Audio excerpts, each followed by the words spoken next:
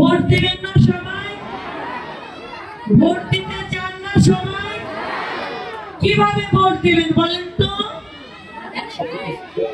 একটু ধানের শীষ আছে, ভোটটা কি ভোট কেন্দ্রে দিয়ে যাবেন না?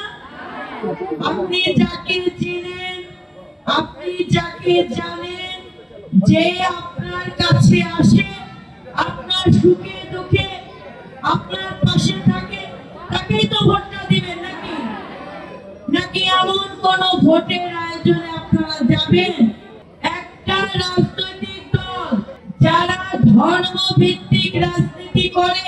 শিয়া বাটার ও ভিটামিন ই সমৃদ্ধ লিলি বিউটি সোপ, তারুণ্যময় উজ্জ্বল ত্বকের জন্য। রিমার্ক, যারা বিভিন্ন জায়গায় বিভিন্ন ষড়যন্ত্রে পা দিয়ে আছে, যারা বিদেশি শক্তি কিংবা অপশক্তির উপর ভর করে নিজেকে ক্ষমতাবান এবং নিজের দলকে ক্ষমতাবান করার অপপ্রয়াসে আছে, তারা পিআর সিস্টেমের নামে নির্বাচনের কথা বলে। আপনি ভোট দিবেন কেরানীগঞ্জে, মার্কা থাকবে ধানের শীষ। আপনি ভাবছেন আমরা তো বৈশ্বর বাবুকে দেখেছি, নিপুণ রায়কে দেখেছি, মার্কাটা বৈশ্বর বাবু। এখন নির্বাচনের পর দেখলেন কলিমুদ্দিন সাহেব আপনার এখানে এমপি হলো। মানবেন? মানবেন? মানবেন না মানবেন? পিআর কি জিনিস সেটা কি আপনারা জানেন? তো হাত তুলে বলেন তো, কে কে জানেন না? যারা জানেন না তো হাত তুলেন। পিআর সিস্টেম তো জানেন না তো হাত তুলেন সবাই। হাত না জানলে হাত তুলতে হবে।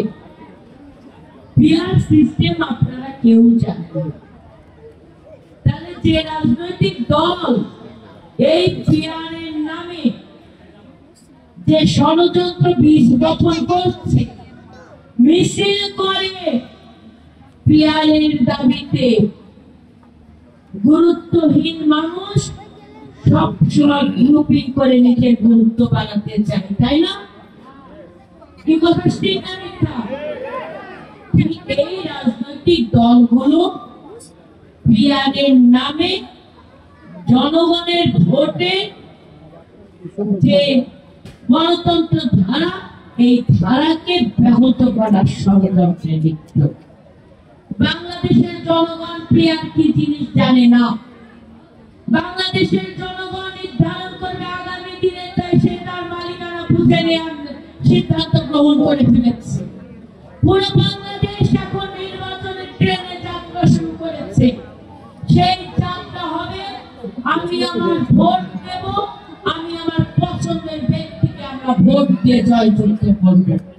আনুপাতিক হারে কোন নির্বাচন বাংলাদেশের জনগণ চায় না এবং বুঝে না। এবং বিএনপি পিআর এর নামে যারা ষড়যন্ত্র করছে, তাদেরকেও দাঁত ভাঙা জবাব দেবে জনগণের সরাসরি ভোটের মাধ্যমে। লিলি বিউটি সোপ, যার অ্যান্টি এজিং গুণ তারুণ্য ধরে রেখে ত্বককে করে উজ্জ্বল, তারুণ্যময় উজ্জ্বল ত্বক।